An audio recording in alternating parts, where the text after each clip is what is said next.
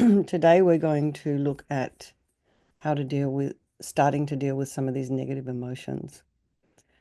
So let's just settle into a nice, comfortable seated posture. And we'll continue when I get back. Because what happens is once you start doing all these meditations and you start your spiritual practice and you start sitting down and meditating and focusing on your mind, you start to see more and more of what's in there. And one of Lamzo Rinpoche's students, a monk, um, he lives down at Land of Calm Abiding, which is a retreat center south of here near San Luis Obispo, so down on the south coast. And he did, he's done, I think, more than one 3 or 4 year retreat, 3 year retreat. He's done millions and millions of these mantras. And there's one particular deity called Yamantaka, who's quite fierce. And he came out of that retreat and he was like, oh, Rinpoche, I'm just so angry. And, he thought, I'd done 3 years of retreat and all these mantras and I'm so angry. He said, I don't know what I did wrong. And Rinpoche just laughed and laughed and laughed and said, the dirt's got to come out. So I love that story because what it indicates is that it's all in there. If you have a version for that, there's one friend, not friend, but the person, you'll have a version for them. I mean, it's not that person. They might not be a nice person and they might be doing horrible things and they might be rude to you. But if you didn't have a version in your mind, it wouldn't arise. So, we have this mind stream and, many lives. So we've had lots of time to pick up habits. So let's just settle into a comfortable seated posture and just align your body. I'll go through this very quickly. Just settle in. Feel the weight of your sits bones, your feet, your hands. And then go to the crown of the head and release any tension there.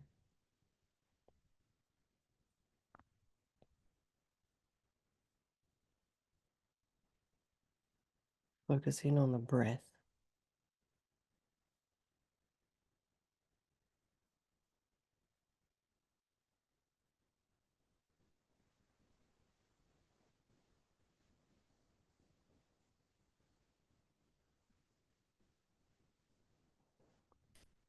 And just be aware of any sounds that might be in your environment. Just allowing all of those sounds to be there.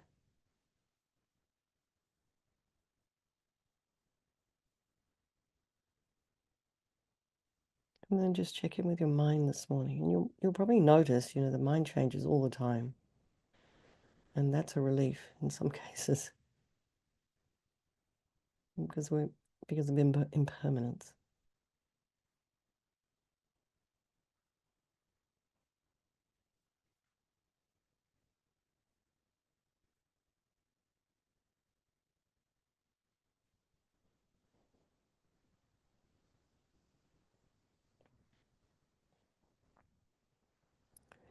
And then bring to mind all the people of your life, your loved ones, your strangers.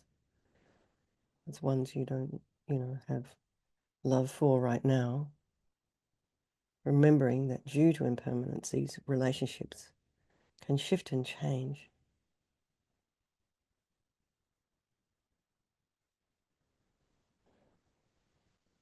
And regardless of how you feel about anybody on any particular day, they're all equal.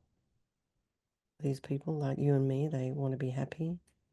They don't want to suffer, and they all have this extraordinary capacity for a Buddha mind. So we think. We're going to do this meditation this morning for the benefit of all these people of our life, and by extension, all sentient beings, and of course ourselves, as we're moving along our spiritual path.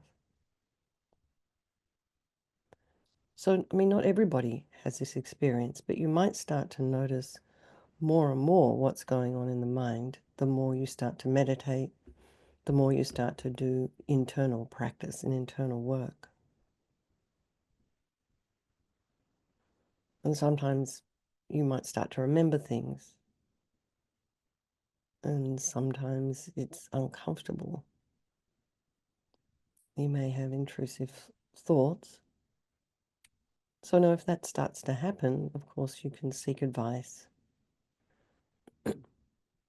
from a good, good spiritual teacher or a good therapist, a wise and caring friend.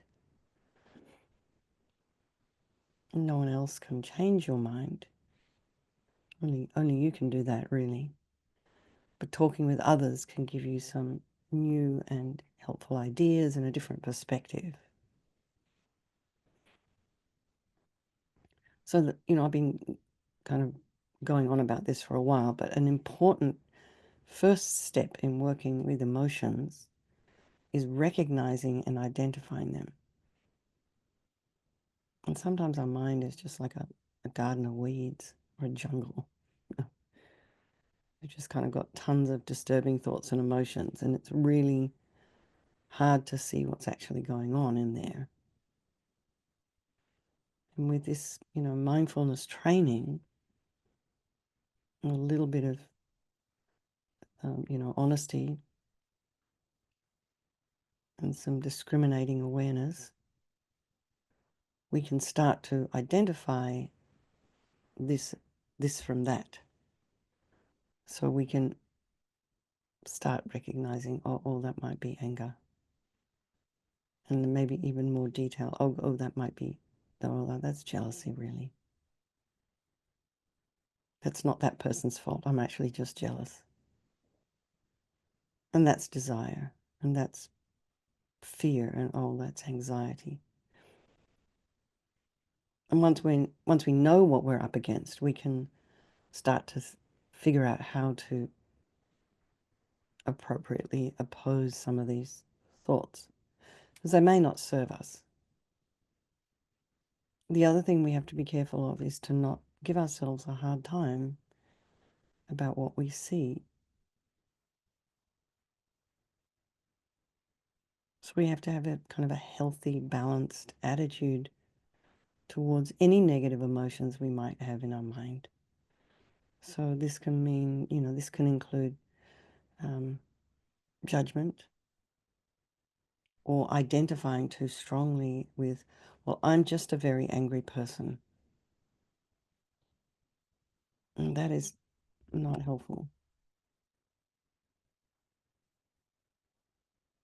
And you might even start thinking you're angry and start to act it out. And so you have to remember that these kinds of emotions, they're called delusions in Buddhism. They're impermanent. And they just come and go like clouds in the sky. And that is not our true nature. Our true nature is pure and free of delusions, like this clear, cloudless sky. And so then next, we work on the delusions in meditation using different antidotes. So you can sort of maybe start by working on the one that kind of keeps popping up the most frequently. I wouldn't suggest you take them all on at once. I mean, you can even make a little project of it, have a diary or a journal, as you say here.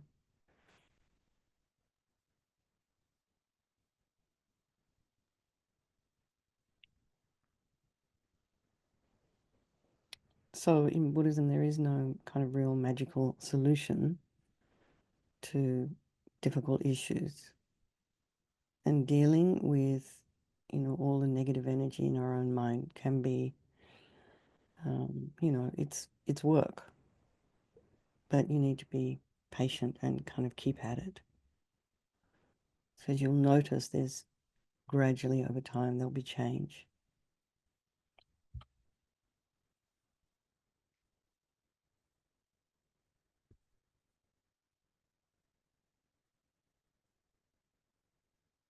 So also, if you're kind of more and more familiarizing yourselves with recognizing, countering, opposing some of these things in your meditation, you're developing a habit to do that.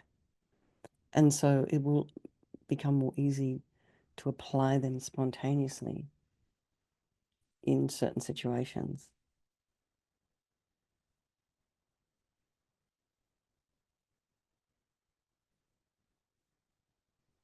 So we'll start with attachment. Lama Yeshe always used to talk about how attachment is really the kind of the biggest problem of all. So in Buddhism, in this particular tradition, attachment, we're not talking about a kind of the healthy attachment that a mother has develops towards her baby at birth. That's how in psychology it's referred to. But attachment is more like in Buddhism, it's sort of not considered to be, it's more unhealthy way of looking at attachment. So grasping, neediness, not feeling like you're enough, a dissatisfaction, not getting what you want. So attachment is really to want something and to not want to be separated from it. Desire.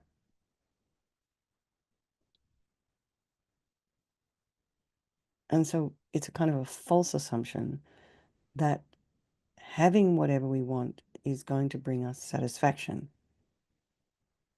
And this is really the reason attachment causes problems for us in our life. And attachment's very sneaky. It's kind of difficult to detect and even more difficult to find fault with, because we think this is our road to happiness. But fulfilling attachment is an illusion, and it leads to more desire and more desire and more desire, and then dissatisfaction. So we can see how attachment to alcohol and drugs or money leads to problems rather than happiness.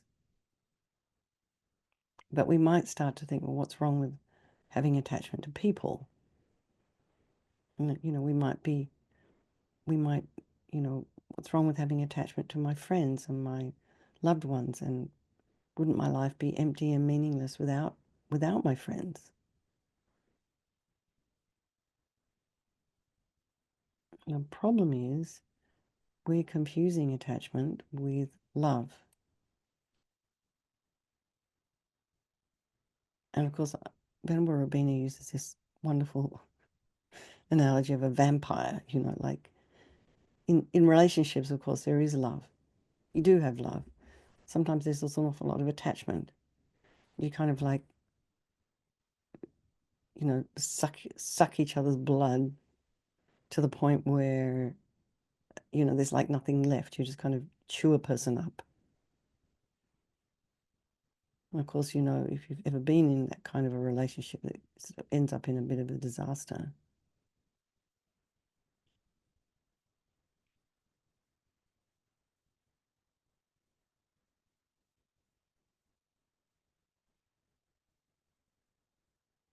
Attachments occur, you confuse it. Attachment is more concerned with my needs, my happiness.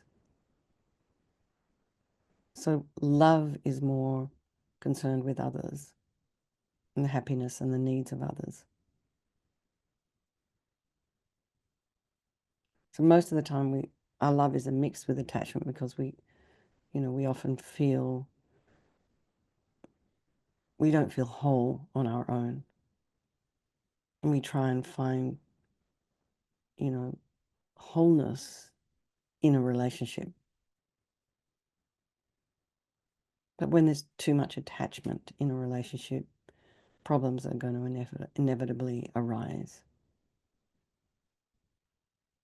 We become dependent on the good feelings and the comfort And then when things change, we suffer.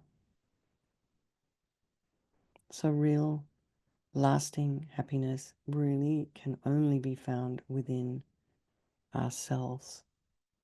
We will never find it if we're looking for it outside of ourselves, in another person, in a relationship, in a new fridge, in a new car, in a trip,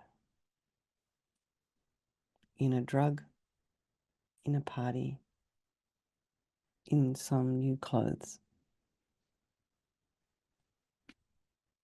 And we can't keep leaning on all of those external things because anyway, when we die, they won't be there.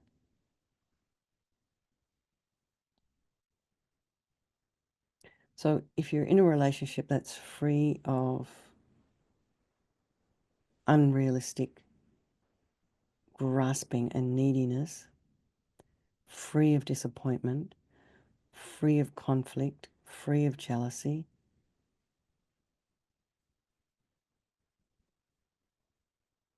this becomes a ground fertile for growing love and wisdom.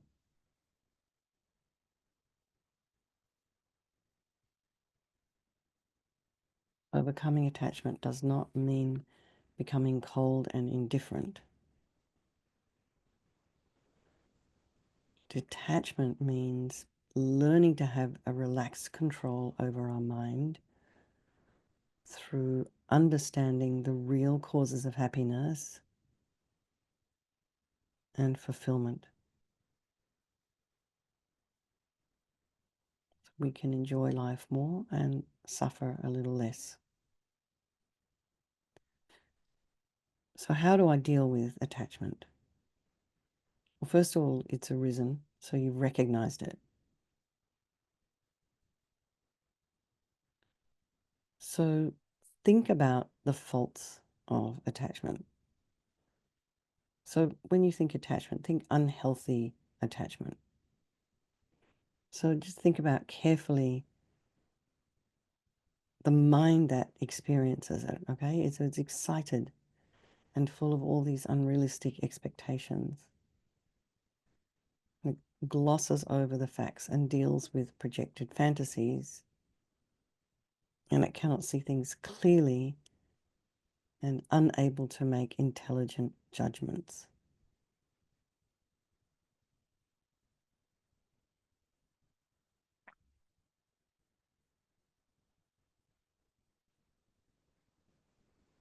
So you may, they talk about red flags. So you may have a friend or know of someone who's got tons of red flags going on in their relationship, but they can't see it. They see the red flags as green flags through attachment to that person.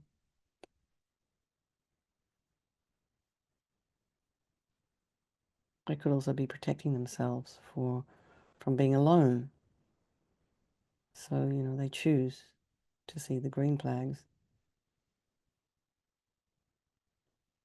But consequences of attachment are not peace and satisfaction, but often, over and over again, disappointment and desire for more and more and more. So think of the suffering you experience when you're separated from an object of attachment.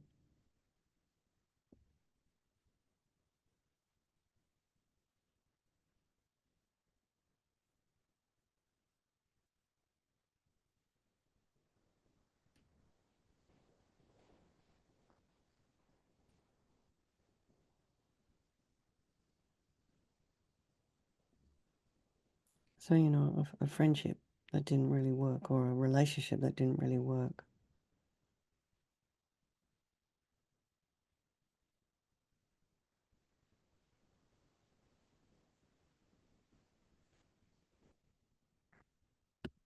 Recognize that attachment is not peaceful and clear state of mind.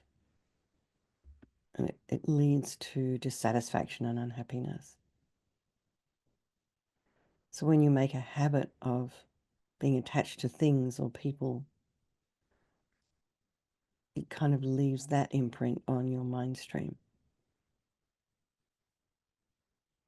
And that becomes like a sort of habit energy that leads you to experience more problems in the future.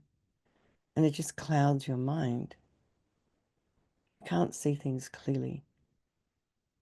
And you can't recognize its faults because you're so focused on getting pleasure.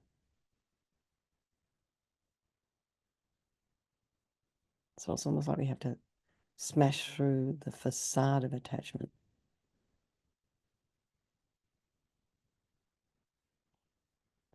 So have to remember this is the sort of the second way of dealing with attachment, is that all things are impermanent.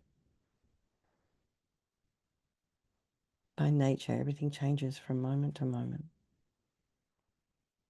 and will inevitably just kind of get old and or die or, break down. And the object of your attachment is not always going to be pleasing. So I don't know if you ever remember your first smartphone, for those of people who have smartphones, and how shiny and gorgeous and new it looked when it came in its little box. Pulled it out of its box. It looks like the best thing ever. And then after a while, you might have dropped it a few times and got a little bit scratched. And it's not quite looking as shiny and new. And then all of a sudden, out comes a new version. And that new version looks so much more attractive than the one you've got, which is starting to look a little bit old and battered. It doesn't really work anymore. It's got not enough memory left. Doesn't do all the nice new things. The camera isn't as good. So all of a sudden you don't feel quite the same way about that one, and your attention is turned to this nice new shiny one. And your delight in this brand new thing kind of lasts maybe, I don't know, 2 or 3 months, if that. And then you're left with a bill that you're paying off for maybe 2 years, and your attachment to this object has faded after about 2 or 3 months.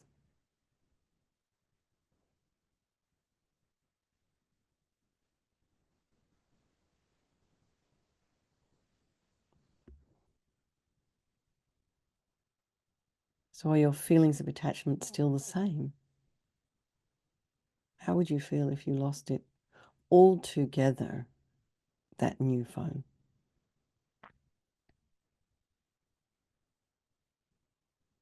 And of course, if you're buying Apple phones and you didn't get Apple Care, you have to buy a new one. And so the pleasure you experience when you get a new phone or you're in a new relationship, it's also kind of impermanent too, like, for most people, it doesn't stay the same. How long do you really feel pleased and satisfied with any one object?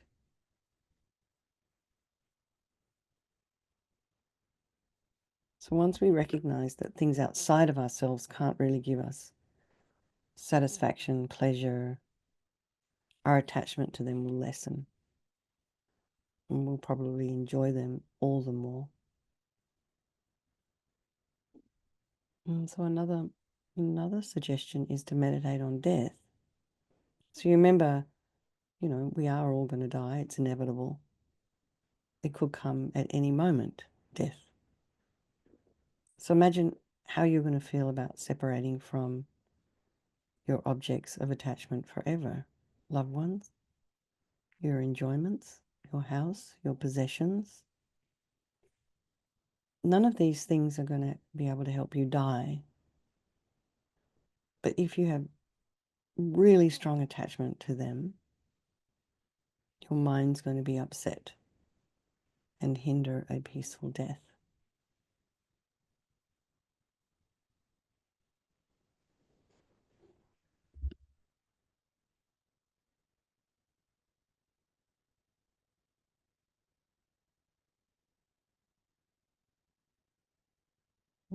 few minutes left. Still not finished. So I'll just bring your attention to this. Will just be the last point for today, and we can continue in November. To write a note in my diary. So think about this idea of emptiness. Investigate the I that experiences attachment.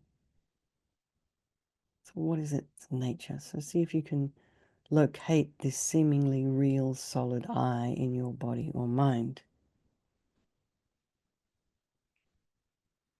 And examine the object of attachment. Is this person or thing inherently wonderful and pleasing? Inherently. If so, why doesn't everyone see it the same way I do? So they have this, or I'm saying this because my friend Venerable Angie and her sister were here yesterday, and they have this food in Scotland called haggis, which is really, it's just innards. It's just gross. But in Scotland, they love it. So haggis is not inherently wonderful because there are a good population of the world, percentage of the world would not want to eat that for dinner. But in Scotland, they love it. And we have this thing in Australia called Vegemite. And in Australia, everyone loves Vegemite. We're brought up on it. But not everybody in the world loves Vegemite. I can tell you that much.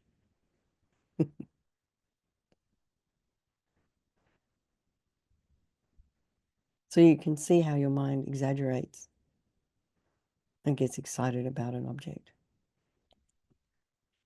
So try to see that both the I and its object are empty of inherent existence, and they don't exist the way they appear to you.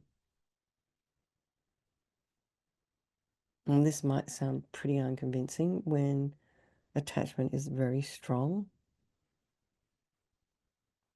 But even just thinking about emptiness, thinking about impermanence, can be useful and help us gradually understand